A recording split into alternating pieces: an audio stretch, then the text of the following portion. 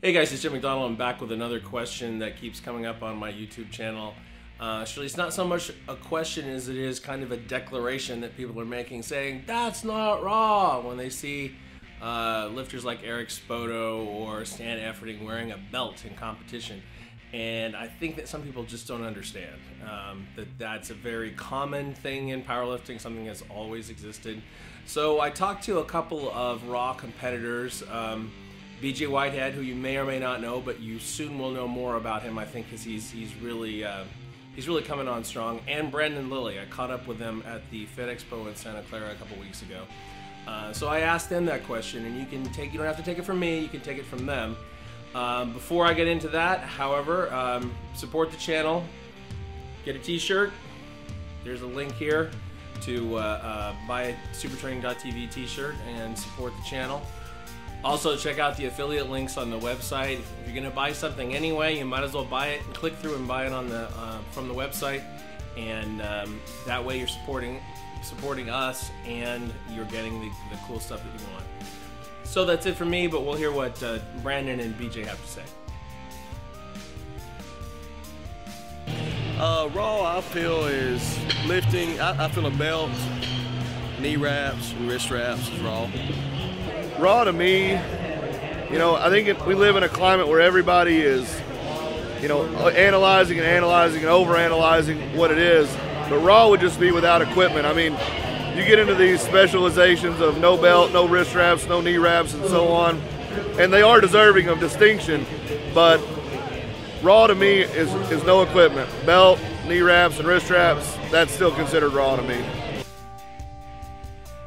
I normally train with just a belt and wrist wraps. I've tried to make the adjustments to knee wraps, but I'm having a hard time. It's kind of altered the way I squat, and so it's going to take me a little bit longer to get adjusted to them. When I train, I use a pyramid system. It's usually about 3 weeks that I have completely no gear, which would be no belt, no wrist wraps, no knee wraps. Then I slowly add in the belt, add in the wrist wraps, add in the knee wraps. The closer I get to the competition, the more competition ready I become. Yeah, I think it protects you, yes, because some people have their wrist or something, they can roll it out, something like that. It'll help keeping it locked in a little bit more. The belt, I think it's going to help keep your torso up, help you stay upright more. I do know that, talking to Brandon Lilly and a lot of other guys, that training without a belt will strengthen your core more, and so when you do add the belt to it, I really think it'll help you out more. I believe that gear originally began as a protective measure, to enable the guy to lift at a high level safely. So the most fundamental tools for that are a wrist wrap and a belt, and then you throw in the knee wrap as well. All very good safety precautions or safety measures for a lifter. But then you look at the very, very early gear, and as far as equipment for competitive lifters, you're talking about getting 5 to 10% beyond your lifting capability. So you had to still be very, very strong.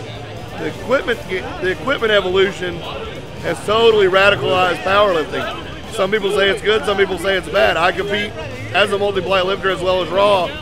So, I understand the quest for the most weight, and that's really where we are. It's not even, to me, it's two different sports. It's one is pure body strength and one is a specialization strength. Wraps, knee wraps. No, knee wraps that's as far as I'll go for me personally. Main reason is because, one, I don't want to have to alter how I train. I know it takes in a lot more people and responsibility whenever you train with more gear. And just my personal opinion, I want to be as strong as I can be without any gear.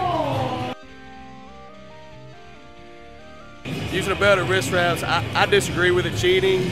It's going to help you out maybe a little bit, but it's not going to help you out much, and they've got the same opportunity to use them also. If you say that wearing a belt and wrist wraps is cheating, you better back it up on the platform with some pretty damn good numbers, because there are some really, really strong guys that can do it anyway. I mean, I've talked about hoping to do a meet this year, no wraps, no belt, no wrist wraps, just to see what I can do. But for somebody to tell me that when I compete in a belt and wrist wraps and knee wraps is cheating, I would sure hope that they could beat me on the platform if I called them out to do so.